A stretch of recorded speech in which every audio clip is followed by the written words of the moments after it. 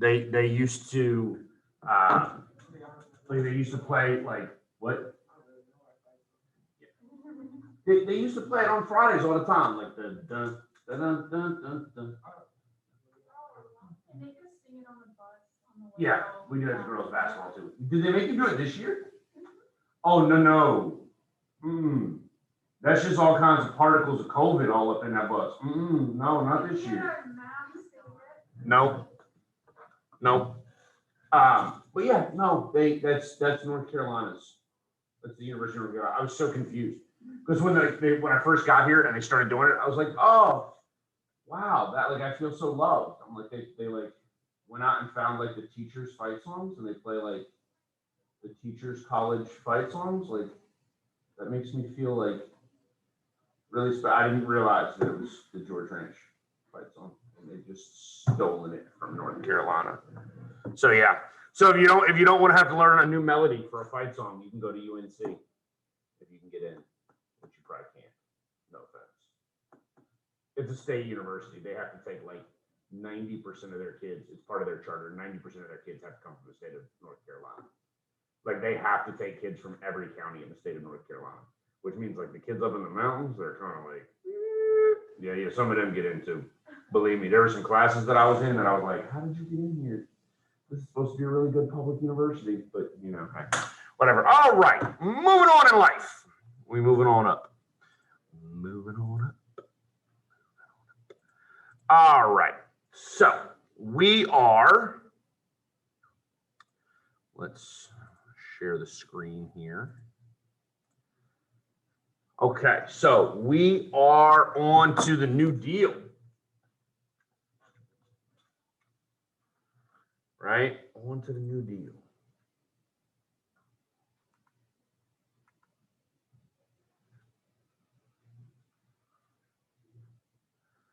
Why didn't I do that? Whatever. All right. Let's see how this works. So, New Deal. So we got the 1920s, right? We had the Great Depression. We had the election. Well, we had the stock market crash, and we had the run on the banks, and we had sort of the beginnings of the Great Depression. And then we had the election in 32, and FDR takes over, right? And a lot of the times we sort of talk about, we sort of talk about the Great Depression as it begins with FDR, because Hoover, he doesn't really do a whole lot. I don't know that Hoover sort of fully grasped just how poor this would be. Roosevelt is, from a government standpoint, you'll learn this in government next year. Roosevelt in U.S. government is probably one of, Michaela, what would you say, 6 presidents you need to know? Maybe not even 6. Might not even be 6 for government. Because in reality, you probably need, you got to know Washington, you got to know FDR.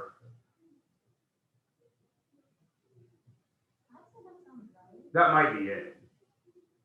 Like those might be the only 2 you really, really have to know for the purposes of government. Because FDR drastically changes government, right? Now we're just going to learn about this from the history side today.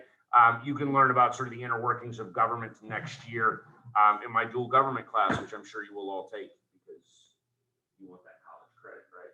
Okay, so Roosevelt is capable of sort of rising to prominence on a national level because Roosevelt is an excellent orator, right? He's a phenomenal speaker, and even being handicapped, right? Like he has polio. Y'all notice? That's generally an understood thing in pop culture. He was wheelchair bound later on. He could walk a little bit. He could walk a little bit with the help of crutches.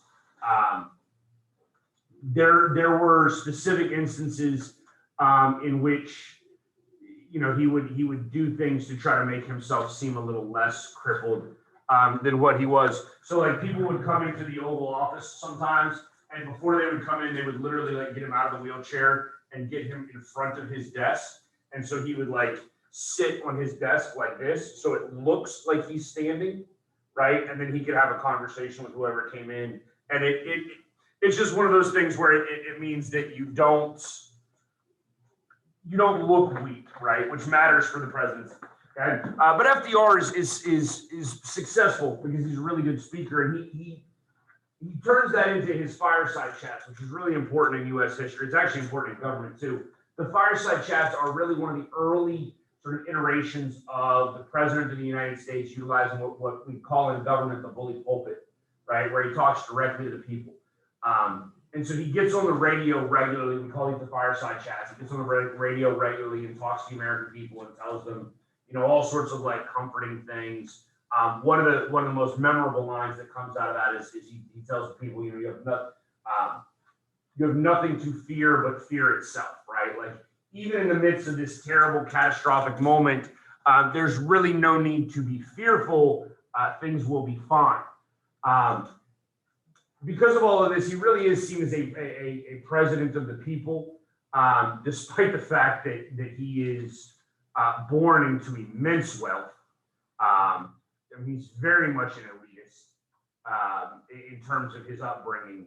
Yet the way he connects with people, his personality, his persona, his oratory skills, right, his speaking skills, make him sort of a president of the people. When he is inaugurated, there's a lack of a plan, right? Like nobody really knows what to do. And so when FDR first takes over, and FDR takes over in March of 1933, it's the last time that the inauguration is in March, because the 20th Amendment has now been ratified, and we move inauguration up into January in order to have a little bit less of a lame duck period, which is a term we learn next year in government. But anyways, FDR gets in, and he sort of hits the ground running. No pun intended. Was that a bad joke? Am I going to go to hell for that? Probably. Fair enough. I mean, he's dead, so not that makes it okay to make fun of him. I'm not. Anyway. So he gets to work immediately. And he really starts this precedent of like, what are we going to do in the first 100 days in office, right? Like now that's a huge deal, right? First 100 days, 100 days, 100 days. They talk about all the time when a new president takes over. You get things done in the first 100 days or you do not get things done, right? FDR's first 100 days, it doesn't like the concept doesn't necessarily exist at this point, but he comes in and he's like, okay, we got to do things. So I'm going to try this, and this. And so he sends it to Congress, and Congress at this point is literally like, we don't know what to do. You want to try those? Sure, we'll do it. No pushback, right? Like Congress is going to basically let FDR run the show. And so then he's like, oh, I got all that easily. I didn't have to fight you. Like we didn't have to argue. There's no negotiations. He was just like, yeah, let's do it. So then he starts doing a lot more, right? And so FDR creates what he calls, or what he's going to sort of coin the term as the New Deal, right? The deal sort of being life, right? Like how we govern, sort of the relationship that, again, this is a term you learn in government next year, the social contract that exists between citizens and the government. It's broken down. We're in the midst of the worst depression at this point in human history, as far as capitalism goes. And so he's going to create a new deal. And so amongst that new deal is a number of different things. And so amongst these different things are the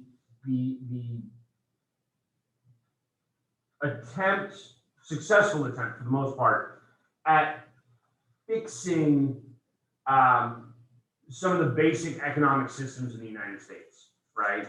I think we talked about this before when we talked about the 1920s. People are buying stock on speculation, right? Meaning that they're buying it on credit, which is a terrible, terrible thing to do, right? Like, don't ever buy stock on credit. If you're rich and you have money to like invest in the stock market, by all means, do it. You can make money, right? But that really just sort of proves the old adage that it takes money to make money, which is probably an accurate statement.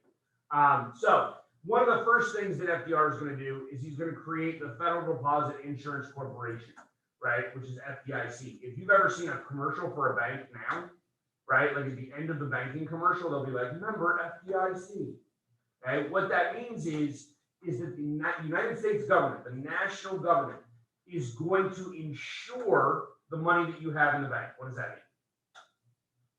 Well, what that means is if you have, let's just say you have a little savings account, right? Like grandma gave you some money for your birthday and you open the savings account and now you've got like $1,000 in there. Hey, awesome, good for you, right? Not going to help at all for college, but hey, you got $1,000, right? And so you've got that money, let's just say for the sake of argument, in Bank of America. And then all of a sudden, Bank of America goes bankrupt, right? Okay, maybe they lost your money in the stock market. Maybe they got robbed. Maybe the CEO and president of Bank of America embezzled all of the money from Bank of America and fled to like Ecuador or some other non-extradition country, right? What happens? What happens to your $1,000? Are you out? Did you lose it? No. You get your $1,000 because the government has insured it. Good morning, Baker. What's up? Virtual. He went virtual a while ago and has not been back since, and he's never gotten changed. Thank you. Hey, there's a couple of other kids in that class. Sydney Patterson, for instance, got moved, and I asked HP. She said she's still virtual this 6 weeks. And then there's a Brianne Bostick.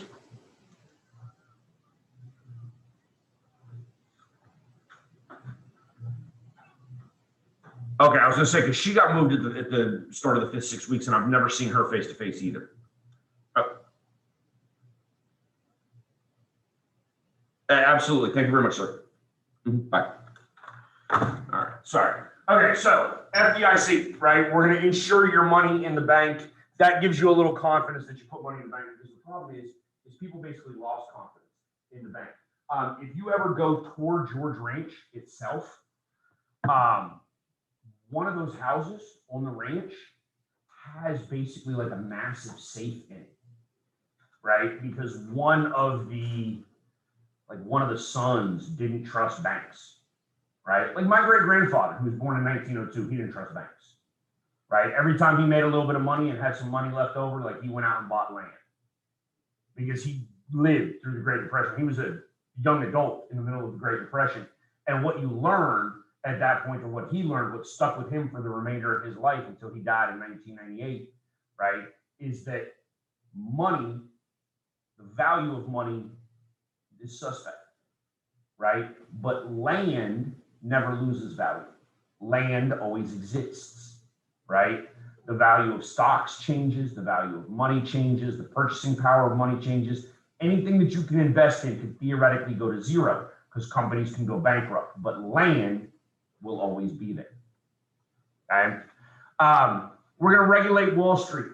Again, we talked about this, buying on speculation. So we create the Securities and Exchange Commission, or the SEC. That is not the Southeastern Athletic Conference there, Berger. Not the SEC that A&M and Alabama and all those people are in. Securities and Exchange Commission. What? Yes. There's a history in government, SEC. Securities and Exchange Commission, which is going to operate to ensure that the stock market is regulated and fair, right? This is why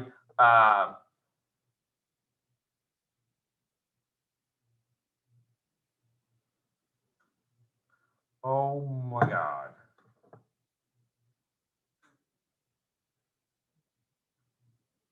Hold on.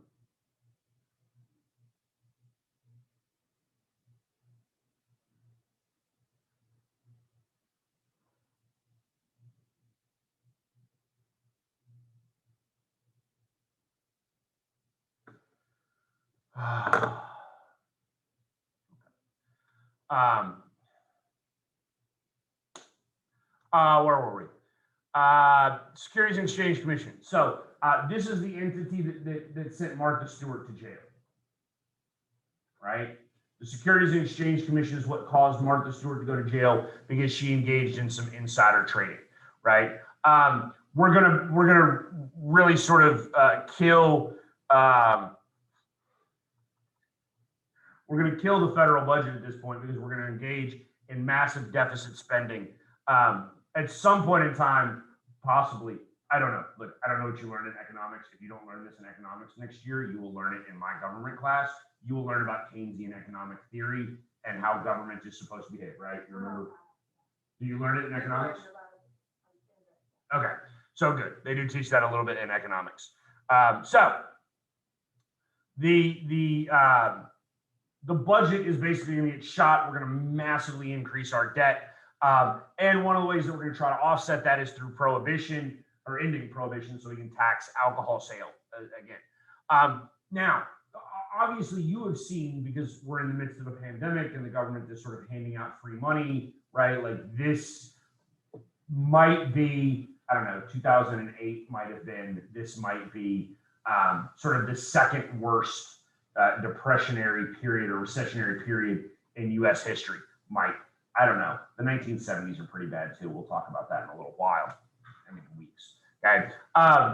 But one of the things that I think FDR is 100% accurate on, right, is that instead of being sort of an idiot about just handing out free money, right? FDR decides that the national government's going to put everybody to work, okay?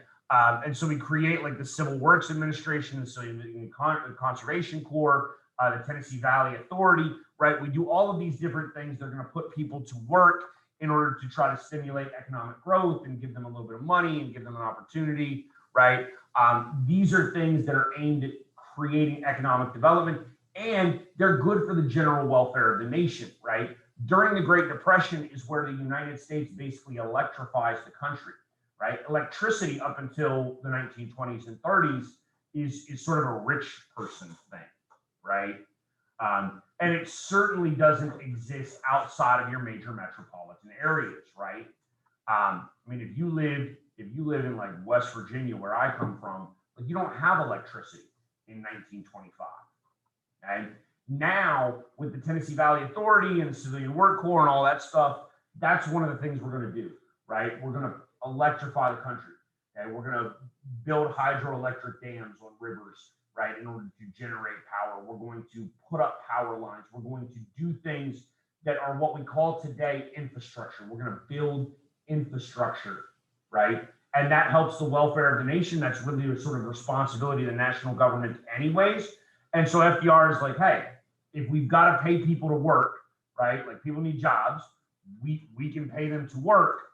What do we want them to do? Here are some things that the national government would want them to do, okay? Some additional programs, we're going to try to create some incentives for people to keep their homes. Again, homes are something that you buy on credit. So as people lose their jobs, they can't make their payments anymore, they would lose their homes. That in turn would drive home prices down drastically, and then other people who necessarily could pay off their mortgage don't necessarily want to, because why would they pay off their mortgage when the home value is decreased drastically because you can't sell the house, right? We're going to try to recover the industrial sector, again, trying to stimulate economic growth, trying to create factory jobs, ensuring that the industries of the United States are successful. We're going to prop up banks, basically a massive bank bailout, in order to try to ensure that banks don't go bankrupt when they're not getting like the mortgage payments that they weren't getting from sort of savings and loan things.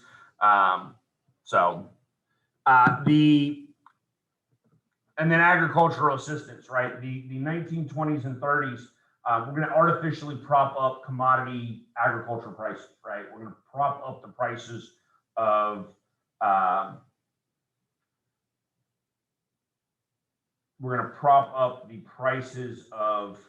things like corn and wheat and things like that.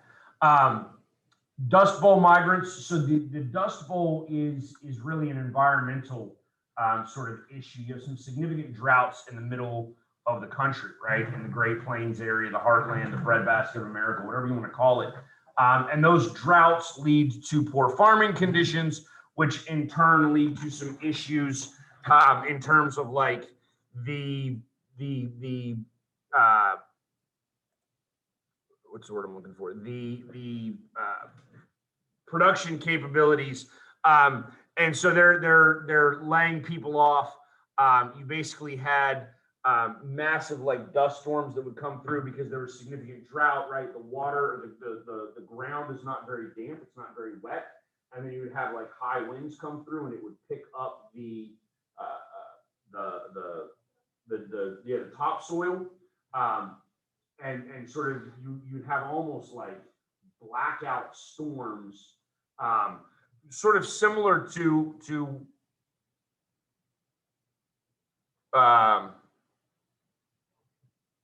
hold on, sorry.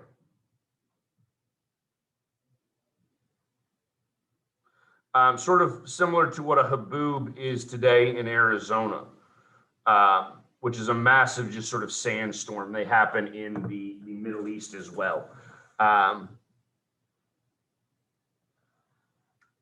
So the government's got to figure out something to do about that, right? And how we're going to handle sort of that. The Tennessee Valley Authority I already told you about. Basically, it's a massive sort of dam in order to create electricity. We're going to do the same thing around this time with the Colorado River out west.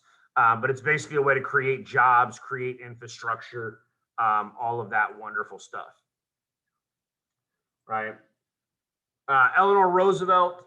So Roosevelt is significant in terms of U.S. history in the fact that she redefined sort of the role of the First Lady. First Lady prior to this point was sort of a hostess, right? Like she ran the White House, sort of similar to how you would think of sort of stereotypical gender norms, right? Like women are generally in charge of the house. It's their house, they decorate it, right? They're the ones who receive guests. They're the ones that decide what the meals are and when the meals are going to be served and all of those things, right?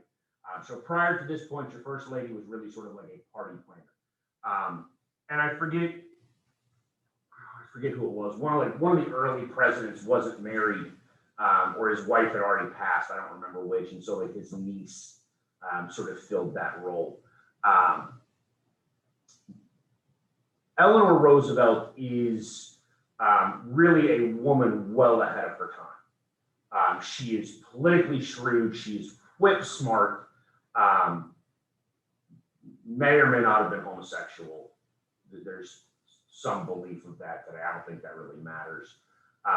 But she's wildly sort of ahead of the times in terms of women's empowerment and what women, sort of their roles in society at this point. And so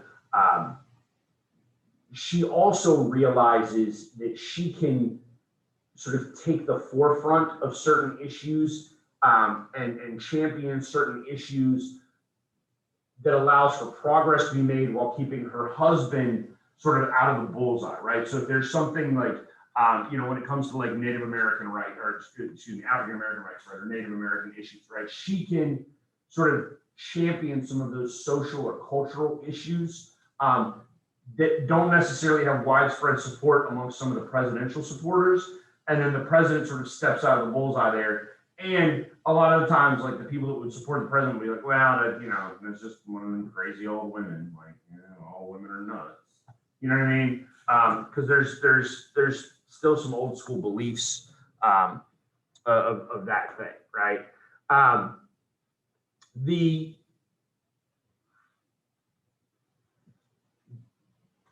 Great Depression obviously is catastrophic, right? We've talked about unemployment being up at around about a quarter of Americans are looking for work. And obviously that's going to bring about some racial tension and some nativist tension as well. And so there's a rise of nativism, and you again, this is something you probably hear today, but there's sort of this idea, that immigrants are competing for our jobs, right? So when you have massive unemployment, right, you don't really want immigrants. The New Deal really doesn't help immigrants, and it doesn't help minorities that are even within the United States probably as much as it should have, right? Because even by the end of the 1930s, we have a significant number of people that are unemployed, right? It's down, it's gone down. We don't have the quarter, but we're still in the high teens, right? Which is still catastrophic in terms of economic recovery. I will say, I think that this is probably a little bit more political than it is historical at this point.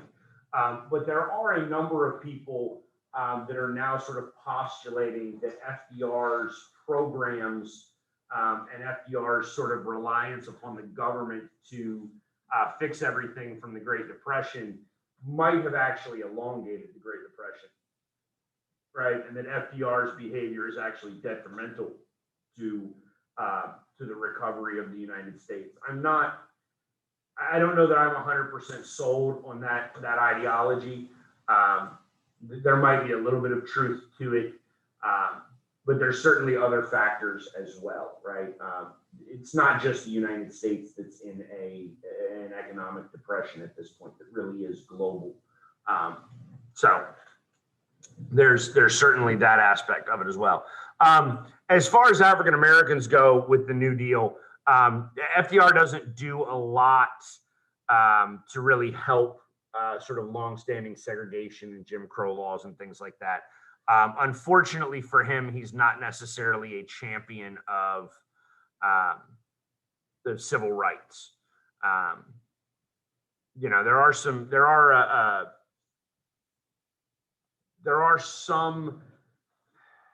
I don't want to give FDR credit for it because it happens well after his death. But he does appoint some people to the Supreme Court that are eventually going to be on the right side of civil rights and civil liberties, right? The civil liberties aspect, again, the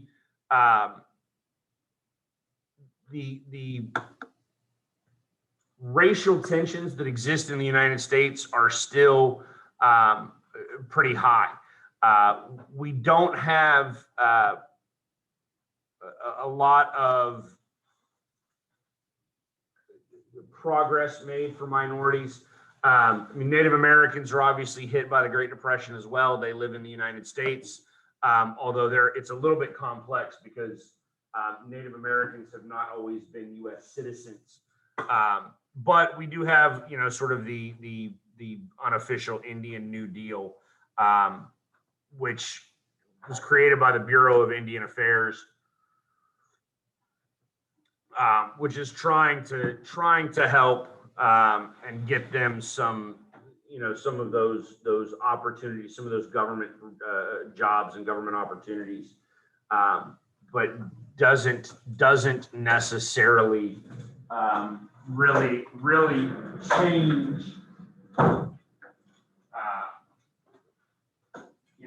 what's happening. So there's a little less growth or development than sort of what we would probably want at the time. As far as sort of popular culture goes, the Great Depression does continue some of these significant sort of literary advancements. We talked about the Lost Generation a little bit. I don't think I really sort of name dropped anybody with that for you, but the Lost Generation is guys like T.S. Eliot, Gertrude Stein, F. Scott Fitzgerald, and then Ernest Hemingway, and those are probably the two most famous, right? I think Great Gatsby is still required high school reading. Are y'all required to read any Hemingway? No? You've not read any Hemingway? That's a little sad to me. Hemingway's my favorite author, right? I think Hemingway might be the greatest American author of all time. You do see some continuations. Obviously, the 1920s was sort of this period of excess that sort of was maybe morally bankrupt as far as the country goes, and so there's a lot of sort of fertile ground there for artists. The 1930s is sort of similar, and gives rise to another sort of great American novelist in John Steinbeck, who wrote The Grapes of Wrath, which is sort of seen as the quintessential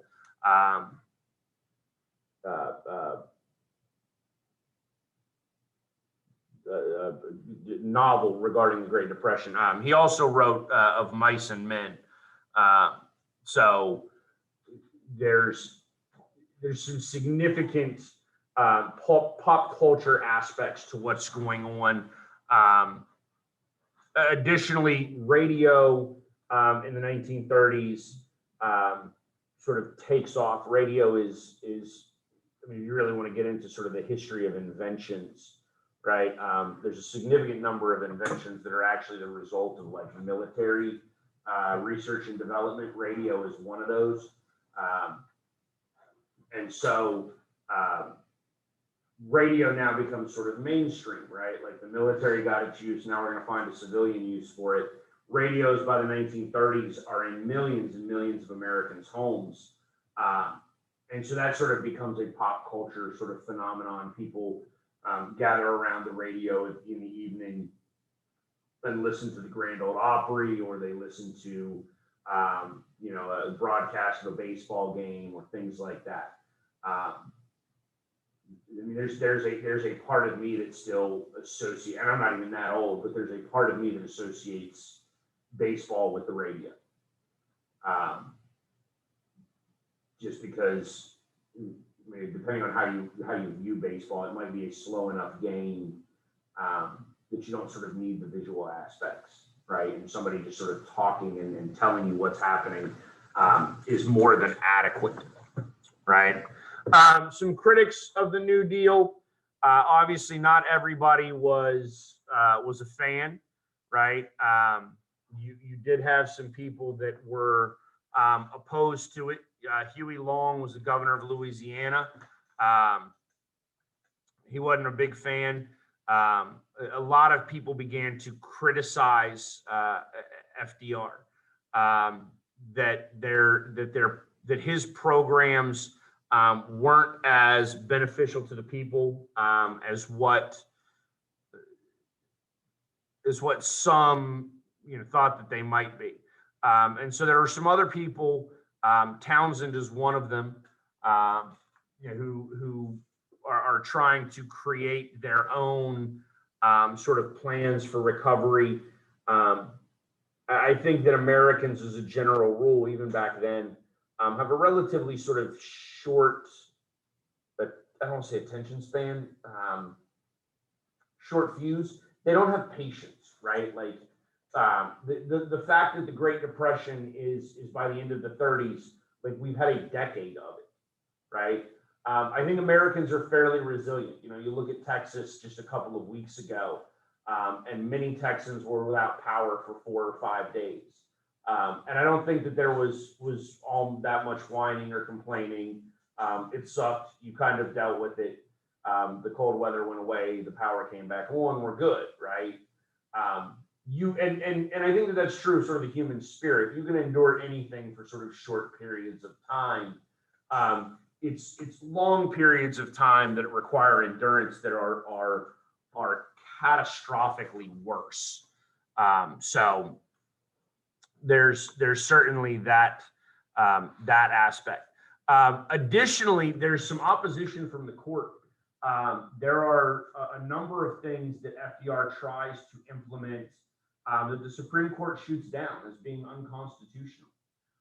So much, in fact, that FDR floats the idea of what is now referred to as the court packing scheme, where he was just going to appoint 6 more Supreme Court justices to join the court so that he could swing the outcome of the court and make the court more sort of friendly to his beliefs. Now, ironically, because FDR is elected and then subsequently re-elected 3 more times, he serves as president of the United States for some 13 years. he appoints nearly the entire Supreme Court anyway, right? Just because of deaths and retirements during his presidential terms, his multiple terms. But there's certainly some opposition from within the court, people that saw his behaviors or his ideas as being unconstitutional, and sometimes downright sort of communist or socialist, which is obviously still problematic. Not quite as problematic as it will be following World War II, but still problematic. The Works Progress Administration is aimed at trying to improve infrastructure. It's going to replace an earlier sort of like emergency entity. But the Works Progress Administration becomes a little bit more permanent. And again, it's that concept of paying people, of creating jobs and labor in order to build up American infrastructure and build roads and lay power lines and railroad tracks and all those other things that sort of need to happen. And then the National Youth Administration is sort of aimed at trying to help young people specifically as they're entering into the workforce, because they don't, I mean, at this point, they don't really have any job skills. They don't have any work history, which obviously makes it a little bit more detrimental for them to get into, get into jobs. If you had your choice between hiring somebody who's done the job for 10 years and hiring somebody with zero experience, you're going to hire the guy who's done it for 10 years because he knows what he's doing. And because we're in the midst of depression, everybody's taking a really low salary, like they're not getting paid very much. So it doesn't matter. It's not like the guy with 10 years experience costs 3 or 4 times the amount, right? So that's sort of FDR's second New Deal. Some other programs, Social Security is one of them that's really significant. Social Security is aimed at basically trying to provide a national retirement for the labor force, right? And it's also aimed at getting older workers out of the labor force so that you can decrease unemployment that way, right? That way, if you have a 55-year-old, or I don't know how old the age was when Social Security first started. It's creeping up on 70 now. I mean, I'll be honest with you. Like, I personally am planning to work until I'm 70 or 75 years old because I don't really think I have any other option at this point. But so the Social Security Administration is aimed at removing sort of older workers from the workforce, giving them sort of a basic income in the sense of a retirement plan, which would then decrease the unemployment, and it opens up job opportunities for younger people that are starting out that need work. And so basically the way that this happens is we implement the Social Security tax. And so the people that are working, they pay the Social Security tax, and that money goes to pay the sort of retirement for the people that are not working, right? So that's sort of the idea. No, based on the graphic there, apparently it started at 65 even then. So some other sort of ideas here, or some initiatives, some aspects. Obviously, the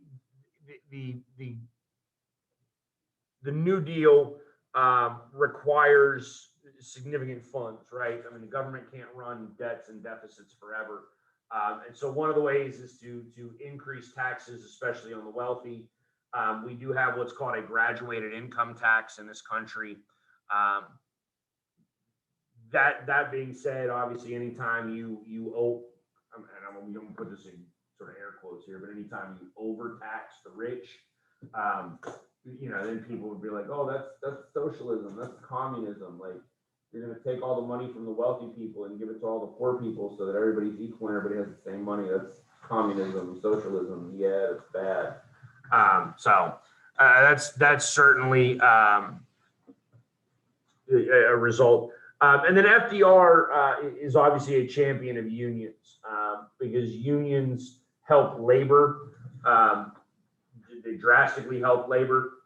And so while Harding and Coolidge to some extent were not big champions of unions, FDR is, and so unions are going to sort of regain a significant amount of sort of prestige and control and authority and an opportunity to create better working conditions and better pay for its people. Right. By 36, FDR is going to win re-election. Obviously, he's nominated for a second term.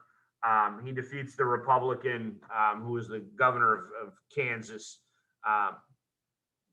Defeats him fairly easily. Again, FDR is sort of a people's president, right? Sort of a champion of the people. And so his fireside chats, his speaking directly to the American people drastically help in sort of his campaign. By this point, once he's received a second term, the sort of court packing plan is going into effect because now he sees this as more of a mandate and he can get more things, or even attempt to get more things done and passed and implemented into law. But he's still dealing with, the Depression and poor economics and all of that stuff. The legacy then of the New Deal is sort of wildly complex because the New Deal is sometimes seen as, like I said, a very positive thing. I think, and I'm going to sort of give you both interpretations because obviously legacies are based in large part upon opinion. The New Deal and FDR's response to the Great Depression is seen by many as a positive thing. Government takes an active approach in trying to make people's lives better, which is generally seen by many people as being a good thing. That government should be working for the people. I don't know of anybody in America, I mean this when I say anybody, I don't know of anybody in America, whether on the right side of the political spectrum or the left side of the political spectrum, that does not believe that government should be working for the people, right? Government should be helping us. Government should be doing what is in our best interest. Now, there's some significant disagreements as to what is in our best interest or how our best interests can be served.